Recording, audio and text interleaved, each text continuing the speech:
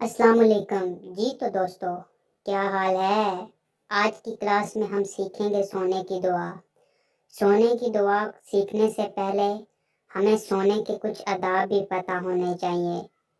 سب سے پہلے جب آپ اپنے بستر پہ جائیں تو اپنے بستر کو 3 دفعہ اچھی طرح جھاڑ لیں تاکہ کوئی نقصان پہنچانے والی چیز نہ ہو جو آپ کو نقصان پہنچائے۔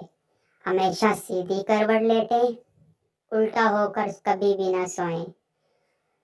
تو دوستو ابھی ہم سونے کی دعا سیکھتے ہیں۔ اللہم باسمک اموت و احیا۔ ایک دفعہ آپ بھی میرے ساتھ مل کر پڑھیں تاکہ سب کو یاد ہو جائے۔ اللہم باسمک اموت و احیا۔ پیارے دوستو جب بھی آپ سونے کے لیے اپنے بستر پہ جائیں تو یہ دعا ضرور پڑھ لیں۔ ابھی ہم اگلی ویڈیو میں کچھ نیا سیکھیں گے، تب تک کے لیے مجھے اجازت دیں۔